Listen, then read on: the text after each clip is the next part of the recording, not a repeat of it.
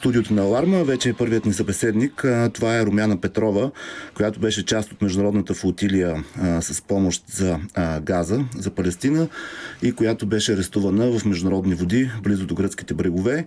Първо, здравейте! Радвам се, че сте жива и здрава на първо място, тъй като все пак не се знаеше какво точно ще се случи. Няколко думи, може би, първо за вас и как вие сте родом от България, но живеете в Белгия. Как се запалихте да участвате в тази международна флотилия? Първо, благодаря ви за вниманието.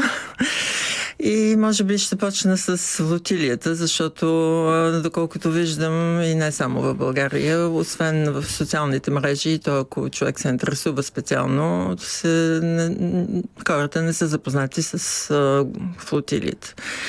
И всъщност глобалната сума от флотилия е едно международно движение на обикновени хора, не е политическа партия в никакъв случай, с цел да се спре незаконната блокада и обсада на Газа, да се отвори един хуманитарен коридор и да се донесе директна помощ, както и съдействие за реконструкцията в такъв налично с лекари, учители, строители и така нататък. Целта на флотилията е не само директната хуманитарна помощ, тя е също медийна, точно по тези причини, да се насочи пак вниманието върху Палестина, защото след така нареченото премирие нещата продължават. Израел поне 2000 пъти е нарушил това премирие и продължават да се убиват хора и в Газа и да се колонизира западния бряг, както и сега Ливан. Другата цел на флотилията е също политическа. В смисъл да се изобличи съучастието на много от нашите държави, на европейска общност, с тяхното равнодушие и примирение към този геноцид и да се мобилизира обществеността и катализира повече международно движение. Сега защо се включих на 70 години, да си кажа, в флотилията? Да се върнем малко по-назад, още като мисля, че няма човек, който да не е запознат с концлагерите, където са убити стотици хиляди политзатворници, роми, хомосексуалисти и 1 милион евреи.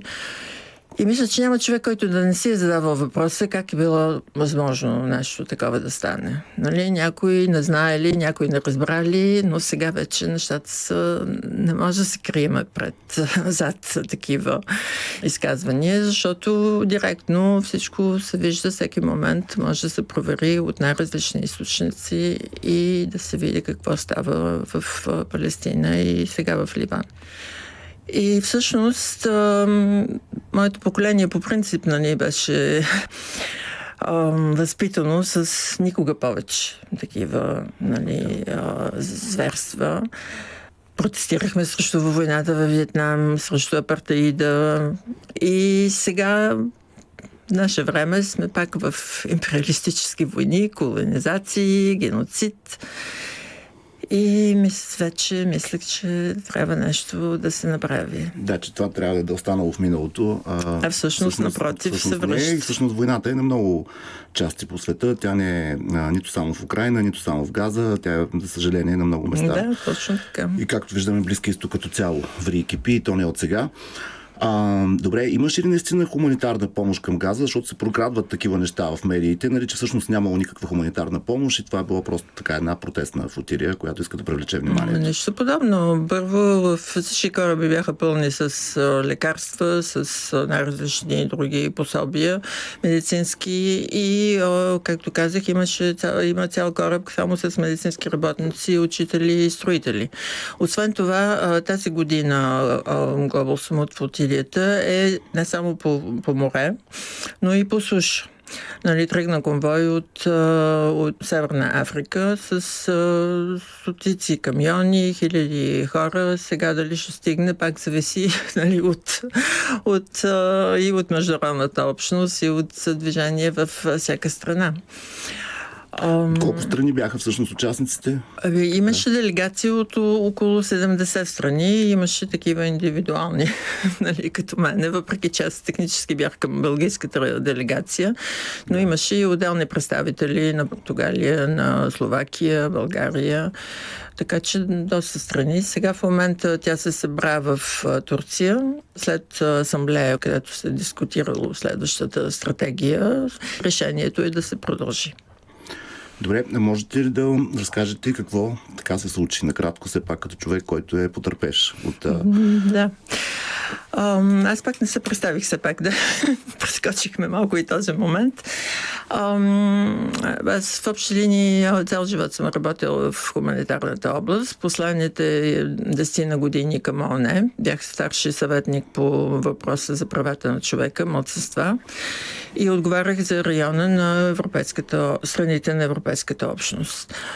Това, което се случи при нас, нашия кораб тръгна от Сицилия на малко корабче, те са плътноходки с 6 човека. Пътувахме 3-4 дена, където се редуваме през 4 часа на стража, да следим, нали, за дронове и така нататък, и да караме самия кораб. И на 29-ти вечерта почнаха да наобикалят дронове, някои точно над нас, лазери насочваха към нас, нали, огромни светлини, военни кораби, и без никаква комуникация, нали, спряха комуникацията между корабите, както и камерите ги задръстиха. И само с интернет останахме. И до последния момент от всички кораби съответно имаше директно предаване. И след 2 часа този терор, така да кажа, нали, ние си мислихме, че просто искат да нас плашат, защото бяхме на 1000 километра от Израел, нали, в международни води, съвсем законно и съвсем наблизо до гръцкия бряг, в тяхната зона за търсене и спасение. И даже изпратихме СОС, което, нали, никой не отговори. И след 2 часа и някъде и половина от това заобикаляне дойдох едно командо, въоръжено до зъби, с една мала бърза лодка и нахлуха в нашия кораб. Накараха да... Те бяха израелски или гръцки? Израелски. Те вече бяха израелци. И веднага почнаха да ни заплашват, нали, с шмайзери, дори не знам какви са, но тук в главата, нали, заставите на колене, главата надолу, не гледайте, ще стреляме само ако мръднете, и почнаха да претърсват кораба и се чуха, нали, доста така силни удари, и след това се разбра, че те са разрушили моторите на корабите. И след това наотвлякаха в един по-голям военен кораб затвор. Де-факто се приличаше точно на един мини, за парадокс, концентрационен лагер, едно малко отворено пространство метално с 2 контейнера.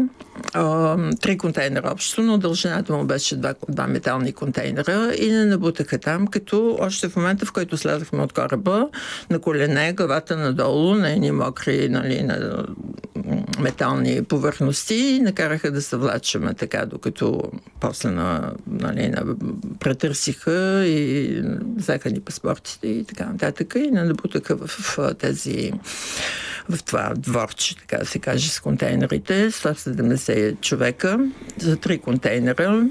И всичко мокро, нали, тайни такива като постелки, така да се каже, от пластмаса, намокрени.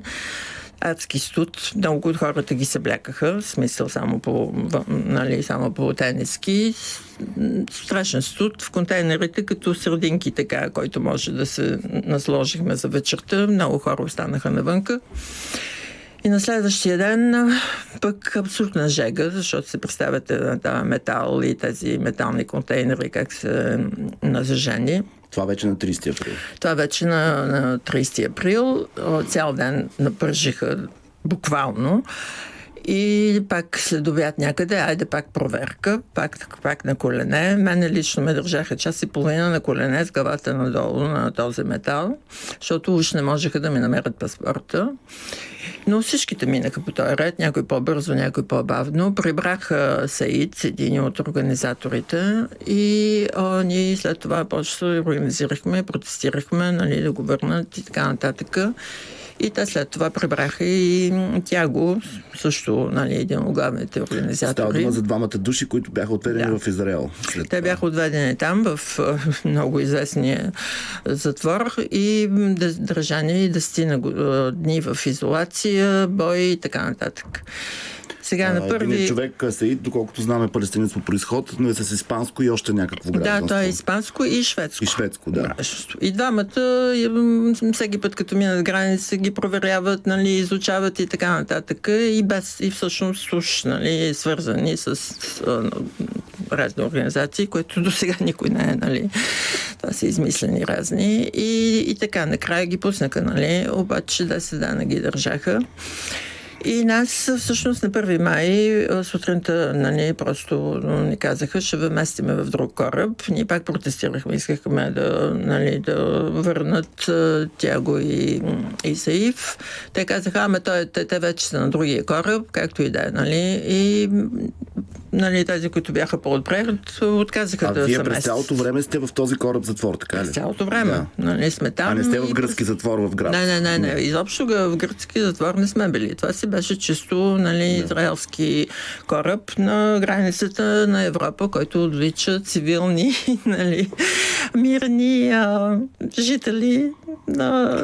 Да, т.е. на света. Това според вас е абсолютно нарушение на международното Абсолютно. И то не само в този смисъл, но също и в нарушение на морското право, защото 20 кораба, които те, нали, успяха да отвлечат пътниците, те ги изоставиха в морето. Което също е нарушение на морското право, нали, освен от хуманитарна гледна точка, нали, за това, че оставяш кораби без капитан, е така, които могат да бъдат опасност и за други. Нали, с разбити мотори и единия кораб даже са просто само разбили мотора и са ги оставили да си плават с хората вътре. Така че откъдето и да се погледне, просто това за мен си е жив тероризъм, нали? Смисъл, нали, много лесно се използва тази дума, ако някой, нали, нещо не е добре и наръга някой, обаче тук е просто организиран такъв, защото, нали, това са граждани от някъде 70 различни държави, които се отвличат, нали, това си е пиратски акт. Да не говорим, че всичките ни вече собственост и така нататък, нали, дрехи, какво ли не, всичко си остана така. И как приключи всъщност цялото това нещо? Цялото специално за нас, нали, на сутринта на 1, нали, след не предадаха на гръцките власти, пак, нали, на колене половин час да лазиш нали, докато излезеш много кораба, натискат ти главата, викат, крещат и дори всъщност не знаехме, нали, къде ще напрехвърлят до последния момент. Както казах, опитахме се да протестираме, да изискаме, нали, другите двама да ги пуснат и тези, които бяха отпред, ги прибиха. Някъде 35 човека бяха ранени, няколко с мозъчни контузии, с изкълчване на изваждане на рамото и най-различни други рани и всъщност, нали, които след това заминаха с някои от лекарите, защото почти на всеки кораб имаше лекар, както обясних. Да. И тези ги откарахме нали, в болницата, където трябва да... В Гърция, да. Това е на остров Крит. Да, в Крит, където обаче се оказа, че отказват да документират тези рани и това насилие. Сега това, че гърците бяха съучастни в случая, повече от явно. И останалите, нали, които бяхме по-назад, нали, вече оставиха там на брега на някъде на 2,5 часа от Хеликрон. И след това не извозиха, нали, горе-долу цял ден висяхме там, не извозиха до летищата, където съответните посолства, нали, приеха документации и така нататък, като голяма част от нашата група решиха да продължат. Аз лично, за съжаление, бях много изтощена и ми се виеше свят и реших да се пребера.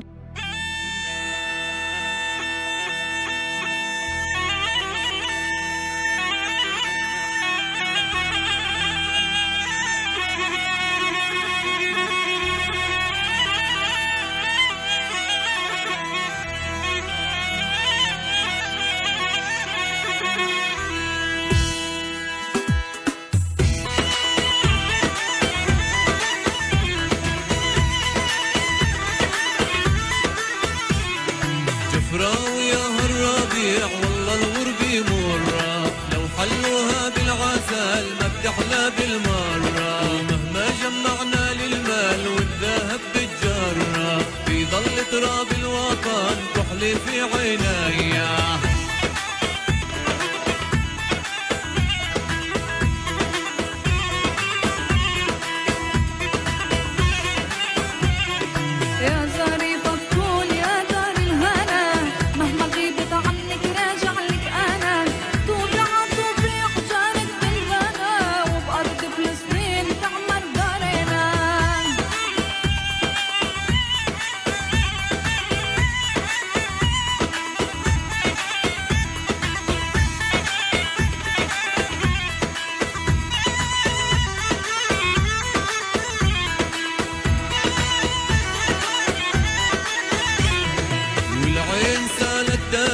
من دم الوريدي اللي هاجروا البلد وسافروا لبعيدي ساق الله يعود الويلف واشبك ايده بايدي ترجع ايام الهنا ونعيش بكيفية.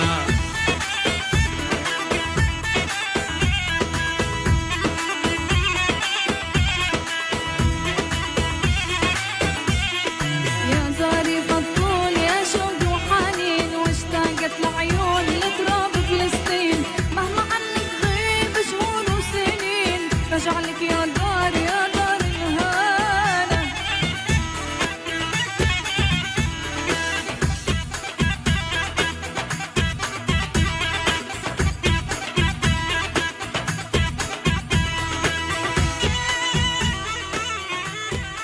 Продължаваме в Аларма. Разговора с Румяна Петрова, българска участничка в международната флотилия с помощ за газа, която беше арестувана в международни води близо до бреговете на остров Крит.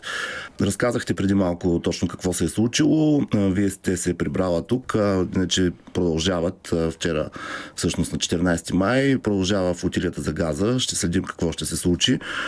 Какво очаквате да стане с тези двама арестувани граждани, този на Бразилия и този палестинец, който е гражданин на Швеция и на Испания едновременно, тъй като те бяха отведени, както споменахме, в израелски затвор в самата държава Израел?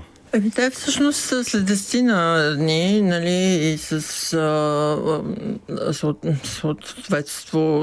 съответното нали, протести навсякъде по света ги пуснаха. Всъщност те си продължават. Те се продължават нали, да вдигат тези въпроси, да изискват санкции и да инвестиция към и бойкот на Израел и така нататък. И продължават работата си към флотилията, дори да не са физически, нали, в момента. И аз не знам, всъщност тя го може и да реши да се върне. Той на него е вече трети път, така че да. Тоест флотилията продължава. Флотилията продължава, да. Естествено, хората си задават въпроси, нали, сраги, чудят се, което е нормално. Обаче от друга страна, нали, ако нещата бяха, всичко беше наред, нямаше нужда да има такива организирани протести. Всъщност, не е ли до някъде предварително ясно обаче, че тази помощ ще бъде спряна и няма да стигне? Защото мен ме пречи също така и на един случай, който беше зимата. Имаш пък една каравана, пак международна, която в помощ на град Кобане в североизточна Сирия, и те бяха, разбира се, арестувани в Турция и депортирани. Тоест не стигнаха до своята цел. Вижте какво сега. Дали ще стане или не, но дори и да стане, въпрос е, както споменах, нали, това е една от целите на флотилията. Политическата и медийната е другата цел. Точно да се изобличи защо не може, нали, по всички правни на международни закони, нали, хуманитарна помощ трябва да се допусне. А тази обсада е съвсем незаконна и изобщо не би трябвало да се позволи. И сега, освен, нали, нищо да не се прави, това е начин да се... протестен елемент, дори да не реално стигне помощта, все пак да се говори за това, да се предизвика вниманието на световната общественост и така нататък. И да се катализира други акции, защото нали, се възпоменава Нагбата, нали, което е 948 година, когато 750 хиляди палестинци са изгонени така от ден за друг от домовете си и фактически Накбата означава катастрофата. И навсякъде се организират акции, нали, за да се запомни това, че това не е от преди 2 години този терор и тази колонизация и изгонване на палестинците от собствената си държава. Искам да напомня, че Израел е прият 1949 година в ООН-то при условието, че ще позволи да се върнат палестинските бежанци. Те не са бежанци, ами са изгонени, но както и да е.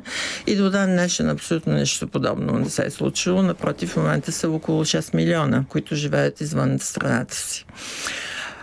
Аз споменах, че съм, нали, къде съм работила и всъщност най-вече в сферата на здравеопазването и правото на здравеопазване. Сега излезе нов термин, нали, благодарение на ситуацията в Газа. Благодарение в кавички, защото не се виждаме. Да, в кавички, да, извинявайте, аз си правя тук жестове в кавички. Медицит. Нали, геноцид и медицид, защото около 1700 лекари са избити в Газа, всичките болници са атакувани и са разрушени, има около 10 000 ампутирани деца, 2000 чакат медицинска евакуация. Според ЮНИСЕФ, един цял клас от деца са убити всеки ден последните 2 години. Аз имам деца и съм баба, също имам 2 внука и не мога да си позволя да им оставя такъв свят. А как бихте отговорили на тези обвинения, които се използват за пропалестинските активисти като цяло, че насочва вниманието си към Израел, защото са антисемити, а всъщност има конфликти на много други места по света и защо, да речем, една такава флотилия не се насочи към Судан, където също има кръв военен конфликт и много хора умират? Вижте какво. Сега проблеми, нали, и войни, за съжаление, продължават. Сега Палестина, може би защото вече от 1948 година и преди, нали, населението е колонизирано и изтребвано. И някакси в момента не само морален компас временен, но също и всичките тези конфликти всъщност не касаят директно. Нали, дали в джоба, защото бензина се увеличава и енергията, или също просто като, нали, един свят, в който човечността, нещо и равнодушието става все по-голямо. Това не означава, че, нали, че другите конфликти не касаят. Той е един пример. Нали, и то много, много явен и много близък до нас на това, което се случва. Нали. Едновременно с това последните 2 години някъде 890 милиона евро военни помощи са дадени. Това само от страните на Европейския съюз за Израел. Общо 90 хиляди тона оръжия като цяло. По принцип, ние сме против всякакви войни и мирно решение на тези въпроси. Мирно, но и правно. А смятате ли, че все още е възможно мирното решение след атаките на Хамас, след масовите вече убийства, които се случиха в Газа и не само в Газа, и на Западния бряг, и в Ливан и така нататък? Вижте какво сега в международното право едно население има право на самоопределение. Това е установено в международното право. Сега това от наша страна ние може само да изискваме, нали, да инвестиции, бойкотиране, включително и на Евровизията, което е едно пране на имиджа на Израел и където вече 5 държави от Европейския съюз бойкотират официално, плюс индивидуални някъде повече от 1500 артисти. За Русия това стана веднага. Така че, нали, веднага ги махнаха и от спортни, от културни прояви, така че мисля, че не е нещо, което да няма някакъв ефект. Имаше бойкот, който продължи доста време против апартеида в Южна Африка, но накрая все пак стана нещо. Не може, нали, защото е трудно или защото бавно става да се откажем от тази възможност за надежда и за мир. Вие самата била ли сте в Израел и в окупираните територии? Не съм. Аз не съм. Дъщеря ми беше в окупираните територии. Верно се преди 2-3 седмици. Беше като цивилен щитник. И откакто всъщност тя така се случи, че нейната мисия от 3 месеца свърши точно преди да започне, нали, войната и продължителната колонизация, защото нещата там стават все по-зле и заселниците са все по-голямо насилие към населението. Това става дума за Западния бряг вече. Да, за Западния бряг. И всъщност точно преди, мисля, че вчера или завчера, Европейския съюз реши, че е крайно време вече да се направят санкции, но към заселниците, защото те си позволяват просто последните 6 месеца някъде 500 села са ги нападнали и са ги селили. И така че може би, нали, полека, това е една малка стъпка, но все пак насилието на заселниците поне ще има някакви санкции. И в крайна сметка на Западния бряг не управляват Хамас. Така че нямат извинение за това. И на Западния бряг, в принцип, си палестински, обаче те си постоянно, нали, нападат индивидуално, нали, убиват хора, пречат на децата да си отидат на училище и така нататък. Има ли сред тези активисти в флотилията и като цяло в тези движения, които са подкрепа на Палестина, хора с еврейски произход, защото в щатите виждаме, че има всъщност много американци от еврейски произход, които са против политиката на Израел. Да. Имаше доста, които са си нали, от Австралия, от различни страни, които са към организации за евреи против геноцида. Това е, нали, точно вчера четах един цитат от един известен физик Мейер, който е оцелял от Аушвиц и който е написал една книга "Краят на юдаизма", и той казва: антисемитизма е когато хората не са харесвали евреите, а сега е когато евреите не харесват хората, които са против тях. И не трябва да се смесват, нали, това, което стана много, нали, популярно. В момента, в който някой изкаже някаква критика, нали, към правителството на Израел или ционистите, и веднага, айде, нали, вие сте антисемити, което изобщо е много ефтин начин да се, нали, минимализира изказвания или дейности. Благодаря на Румяна Петрова за този разговор. Пожелавам ви успех и следим какво ще се случи с продължаващата флотилия. А вие останете с Аларма, защото Аларма продължава.